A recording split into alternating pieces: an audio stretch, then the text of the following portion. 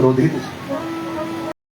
લક્ષ્મણજી મહારાજનું એક જ જીવન લક્ષ્ય છે, બસ રામજી રામજી રામજી. આ સિવાય તું કોઈને જાણતો જ નથી. ન તો માતાને જાણું છું, ન તો પિતાને, કોઈને જાણતો નથી આ સંસારમાં, કેવલ રામજી.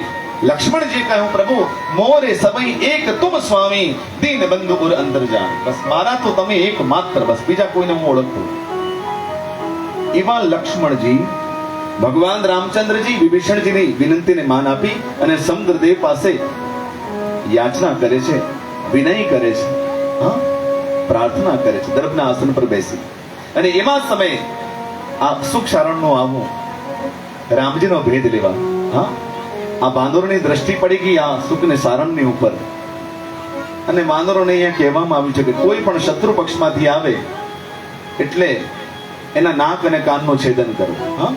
કારણ કે આ પરંપરા આગળથી ચાલી આવે છે શૂર્પણખાથી.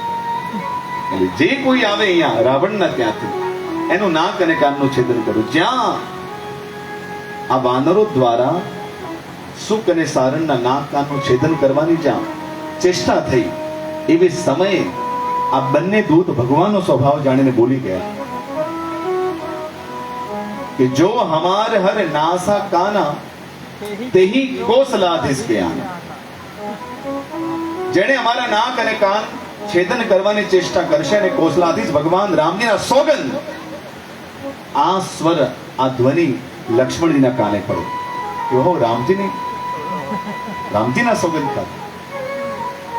આ લક્ષ્મણજી મહારાજ વિચાર કરજો, એ સુખ અને સારણને આજે એની પર ક્રોધિત થતા નથી. એકમાત્ર ઉદાહરણ સમસ્ત રામાયણમાં મળશે જ્યાં ભગવાનનો કોઈ ભેદ લેવા આવ્યો હોય શત્રુ પક્ષમાંથી, ને છતાંય લક્ષ્મણજી એના પર ક્રોધિત થયા નહીં. આ શું થયું વાસ્તવમાં ખબર છે?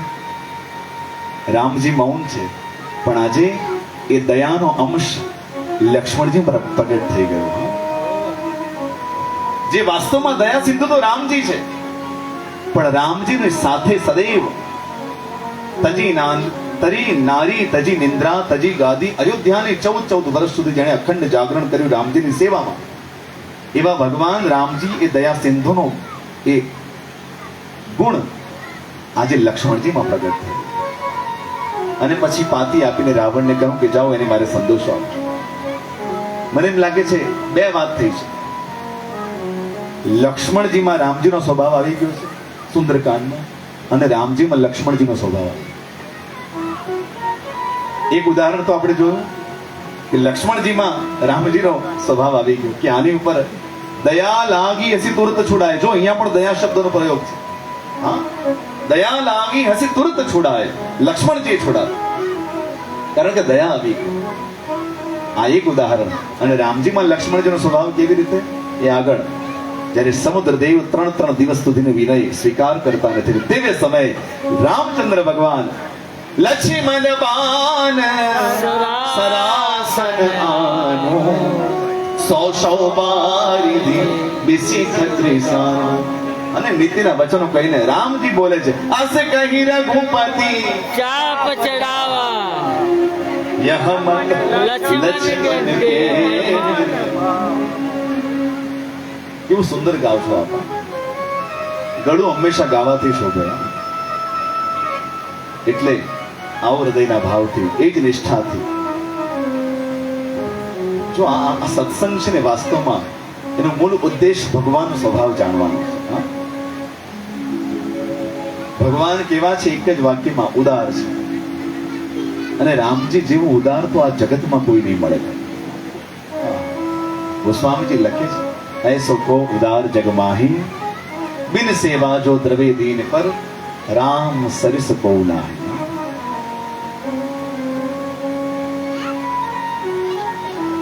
ગોસ્વામીજી વિનય પત્રિકામાં આખું પદ લખે છે. કેટલા ઉદાર જો ને. હમણાં સુંદરકાંડનું ઉદાહરણ લઈ લો ને. જો સંપત્તિ શિવરાવ નહીં, દિન હિ દિયે 10 માથ, સોય સંપદા વિભીષણ નહીં, સકુચ દિન હિ રઘુનાથ સિયાવર રામચંદ્ર કી. રામજી આપે તો પણ સંકોચ સાથે. હું રામકથામાં કહું છું, રામજી એક વચની છે. રામજી બીજી વાર બોલતા નથી. એક વાર બોલ્યા તો પતી ગયું. રામો દ્વિર્ના વિભાષતે. રામજી બીજી વાર ન બોલે, રામજી એક જ વાર. અને એવી જ રીતે રામજી જ્યારે કોઈને આપે તો પણ એક જ વાર આપે, બીજી વાર આપતા નથી. હા, એનો અર્થ એક વાર રામજી આપી દે પછી જીવને બીજી વાર કઈ માંગવાની જરૂર જ ન પડે કોઈની પાસે. એક જ વાર આપે, પૂરું. અહીંયા વિભીષણજીના ચરિત્રમાં જુઓ, ગોસ્વામીજી લખે છે રામજીને આપતા આપતા પણ સંકોચ થયો છે. હા, સંકોચ એ અર્થમાં કે મેં તો વિભીષણ હજી તમને કંઈ આપ્યું જ નથી. આ તો કઈ ન કહેવાય. હા, ખરેખર દાન આને કહેવાય.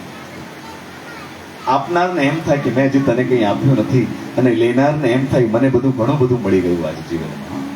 આ દાનની સાર્થક વિધિ છે. આજે ક્ષમા કરજો, બિલકુલ ઊંધું થાય છે. આપનારને એમ થાય છે કે મેં કેટલું આપી દીધું, અને લેનારને એમ થાય છે કે મને હજી કંઈ આપ્યું. મૂળ વાત, રામજી અત્યંત ઉદાર છે. હા, તો આવો કી ભઈ ભેટ કી ફિરી ગયે શ્રવણ સુજસુ સુનિમો કહસી હરિ પૂરણ તેજ બલ બહુત ચકિત ચિત તો. એક વાત કહી દઉં ને પ્રવેશ કરું, સ્મરણમાં આવી છે એટલે કહી દઉં. સુંદરકાંડનો 45મો દોહો એમ કહે છે કે શ્રવણ સુજસ સુની આયા પ્રભુ ભંજન ભવ ભેદ. હા, વિભીષણજી ભગવાનને કહે છે પ્રભુ આપનો સુયશ સાંભળી અને આપની સમીપ આવી ગયો છું. બરાબર. અહીંયા રાવણ સુખસારણને પૂછે છે કે કી ભાઈ ભેટ કે ફરી ગયે, મુલાકાત થઈ કે પછી ફરી ગયા? કેમ? શ્રવણ સુજસ સુની, મારો સુયશ સાંભળીને લોકો દૂર જતા રહ્યા. બસ આટલું અંતર છે ભગવાન અને દુષ્ટ વ્યક્તિમાં, કે ભગવાનનો સુયશ સાંભળી ભગવાનની સમીપ જવાનું મન થાય, અને દુષ્ટોનો યશ સાંભળી દુષ્ટોથી દૂર જવાનું મન થાય. આટલું અંતર. તો મંગલ ભવન અમ